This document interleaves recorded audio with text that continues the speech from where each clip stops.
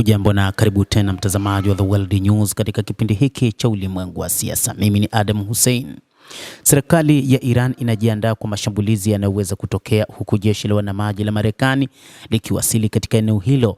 Vikosi vya Marekani vikisaidiwa na Israel vinaweza kuwa na moto wa kutosha kufanya mashambulizi yaliyopangwa kuangusha utawala wa Ayatollah Al-Khamenei.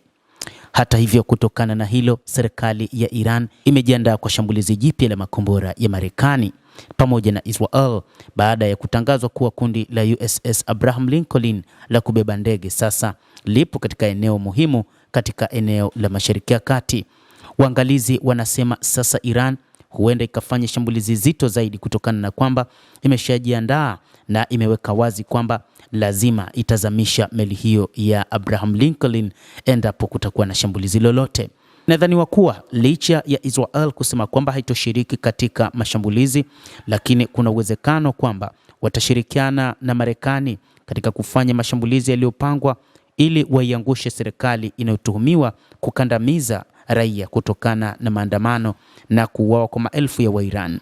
Meli za Marekani ikiwa ni pamoja na waharibifu wa makombora ya kuongozwa bado haziko katika nafasi ya mwisho, lakini tayari zipo katika safu ya mashambulizi ya Iran. Hakuna hakika kwamba mashambulizi zaidi ya Marekani dhidi ya Iran yatachochea maandamano ya mitaani, kwani Wairani wengi wanaopinga uongozi wa Ayatollah Al-Khamenei wanapinga pia uongozi ambao unaweza ukawekwa na rais wa Marekani Donald Trump. Bila dalili zozote za mafanikio ya kidiplomasia yanayokaribia, inadaiwa kwamba wakati huu bado kumekuwa na mvutano mkubwa katika eneo hilo la Mashariki ya Kati. Baadhi ya mataifa ya eneo la Mashariki ya Kati ambayo pia ni washirika wa karibu wa Marekani wamegoma kutumika kwa anga zao, lakini pia kutumika kwa maeneo ya bahari ya maeneo yao kwa ajili ya kufanya mashambulizi dhidi ya Iran. Kuwepo kwa kundi la wabeba silaha katika bahari ya Mediterania kuna maanisha kuwa ruhusa haitahitajika kutoka kwa pande nyingi za tatu kwa shambulizi hilo. Mwishoni mwa juma jeshi la Marekani lilitangaza kwamba litafanya zoezi katika eneo hilo kuonyesha uwezo wa kupeleka, kutawanya na kuendeleza nguvu za anga za kivita. Shambulizi lolote kama hilo halitalenga kudhoofisha mpango wa nyuklia wa Iran ambao unadaiwa kusambaratika hasa wakati wa vita vya siku 12 vya mwezi Juni, lakini kulenga uongozi wa kisiasa wa Iran ndio mpango ambao rais wa Marekani Donald Trump anautazama. Hata hivyo, serikali ya Iran imesema kwamba imeshajipanga na kwamba hakuna uwezekano wa kuweza kuwaua viongozi wao kama ilivyofanyika katika kipindi cha vita vya siku 12 vita vya mwezi Juni. Inadaiwa pia kwamba Ali Larijani, msaidizi wa Ayatollah Al-Khamenei, ameweka wazi kwamba kwa sasa hakuna uwezekano na hakuna ambaye ataweza kusambaratisha utawala wa Iran, na ameweka wazi kwamba sasa umejipanga vilivyo, na Ayatollah Al-Khamenei ameshaonyesha wazi kwamba kinachofuata wakati huu ni kufanya mashambulizi tu dhidi ya Marekani endapo itaamua kufanya shambulizi dhidi ya Jamhuri ya Kiislamu ya Iran.